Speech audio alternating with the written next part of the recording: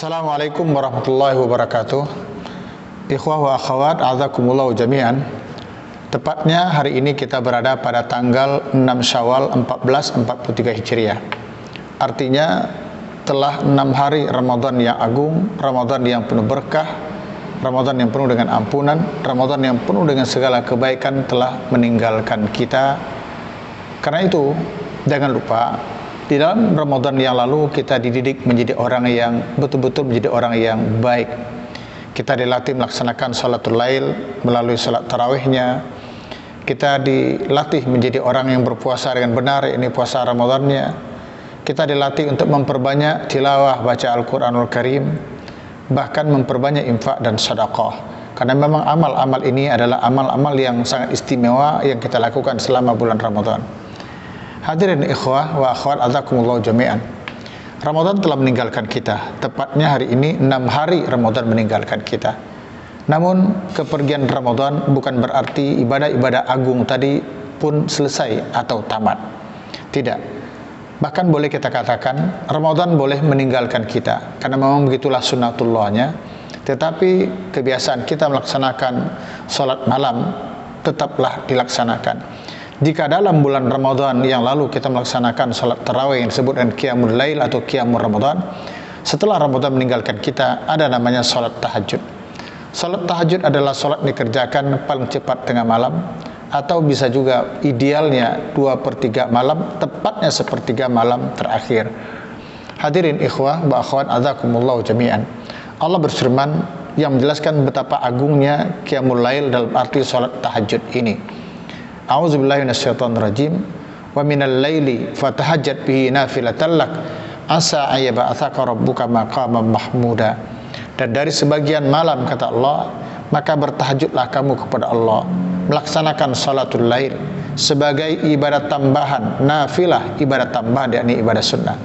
Sungguh pun demikian, Allah akan membangkitkan kamu pada maqaman mahmuda, tempat yang terpuji.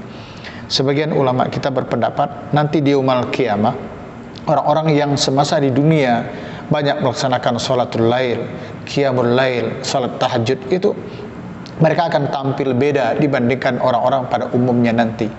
Tetapi sesungguhnya di dunia ini saja Allah memberikan keutamaan-keutamaan kepada mereka. Jika mereka berbuat, selalu perbuatan itu baik, dan jika berkata, perkataan mereka selalu mengandung hikmah, membawa kebaikan, paling tidak melukai dan menyakiti hati orang lain.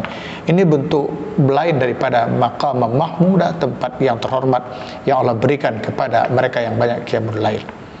Kemudian yang kedua, Ramadan bolehlah meninggalkan kita, karena memang begitulah sunnatullahnya. Kita tidak lagi berpuasa Ramadan, tetapi ada puasa sunnah yang harus kita lakukan, mulai dari puasa yang terdekat dengan Ramadan itu, yakni puasa 6 hari di bulan Syawal. Hadirin, a'adzakumullah jami'an.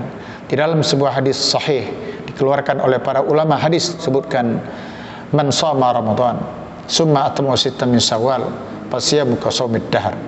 Barang siapa yang berpuasa Ramadan kemudian diikuti dengan 6 hari di bulan Syawal, maka buat puasanya, nilai puasanya itu seperti berpuasa 1 tahun. Ini luar biasa keagungan puasa Syawal ini. Coba kita bayangkan berpuasa Ramadan 29 atau 30 hari plus 6 Syawal, 36 hari.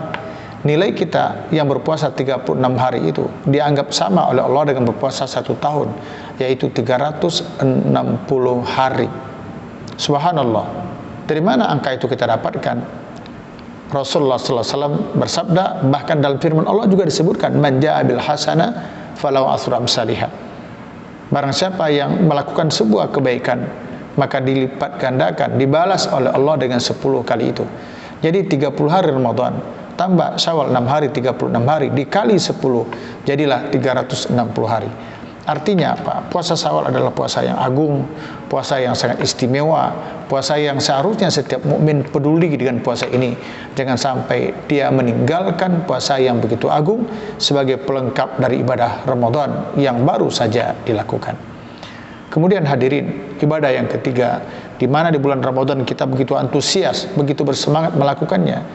Sekarang kita katakan, bolehlah Ramadan meninggalkan kita, karena memang demikianlah sunnatullahnya.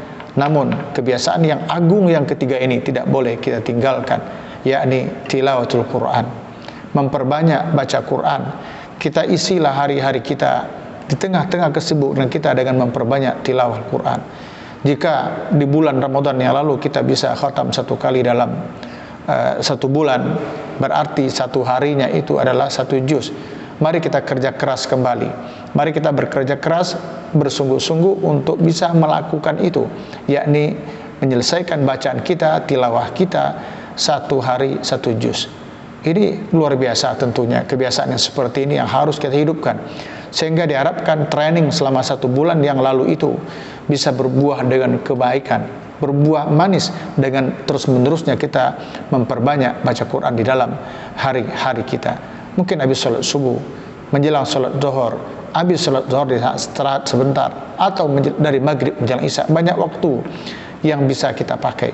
Di samping kesibukan-kesibukan lain, HP, gadget mungkin satu di antara yang paling banyak menyita waktu kita. Tetapi marilah kita berusaha, berjuang, bersungguh-sungguh untuk menyelipkan waktu kita untuk membaca Al-Quran, mengejar target kita, yakni 1 juz dalam 1 hari.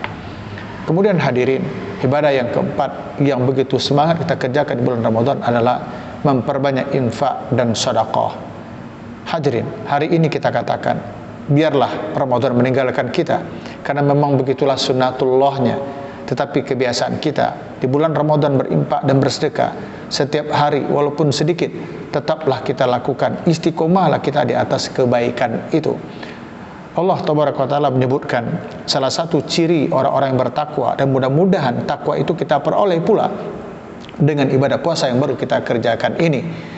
Allah berfirman, alladzina yunfiquna fis sarra'i wad dharra, yakni mereka yang senantiasa berinfak, bersedekah, baik dalam kondisi senang maupun susah. Artinya apa? Seorang mukmin yang telah meraih takwa, apalagi dididik selama di bulan Ramadan, dia tidak boleh berhenti bersedekah. Tetaplah bersedekah, tetaplah berinfak. Jika kondisi ekonomi kita baik, tentu saja infak sedekah yang kita keluarkan besar dan banyak. Namun di saat ekonomi kita sulit, banyak kebutuhan-kebutuhan lain yang harus kita keluarkan, kita tidak boleh berhenti. Sekalipun kecil, tetaplah kita berinfak. Di dalam sebuah hadis disebutkan oleh Rasulullah SAW, ahabul a'mal ila Allah adumuha wa inqal. Amal yang sangat dicintai oleh Allah adalah amal yang dilakukan secara kontinu, secara terus-menerus, sekalipun mungkin secara matematis nilainya kecil, tidak besar, tetapi mendawamkan amal soleh, mendawamkan, membiasakan, dan dilakukan secara terus-menerus amal-amal kebajikan itu adalah sebuah keagungan dan sebuah keutamaan bagi kita semua. Mudah-mudahan hadirin dengan semangat tetap melaksanakan ibadah-ibadah yang seperti ini, walaupun namanya ibadah sunnah, mulai dari sholat tahajud, ibadah sunnah, puasa Syawal, ibadah sunnah, nanti ada puasa-puasa sunnah lainnya, membaca Quran adalah ibadah sunnah, kemudian ada lagi infak dan sedekah, itu juga adalah ibadah sunnah. Tetapi bagi seorang mukmin, dia tidak perlu berkalkulasi apakah ini ibadah sunnah atau wajib. Tapi bagi dia, selama dia mampu, selama dia kuat untuk melaksanakan ibadah yang agung itu, maka itu dia lakukan. Mari kita ikuti firman Allah dalam surah At-Taghabun ayat 16, fattaqullaha mastata'tum, maka bertakwalah kamu kepada Allah sebatas kemampuan kamu. Fa'tabiru ya ulil absar la'allakum tuflihun. Wassalamualaikum warahmatullahi wabarakatuh.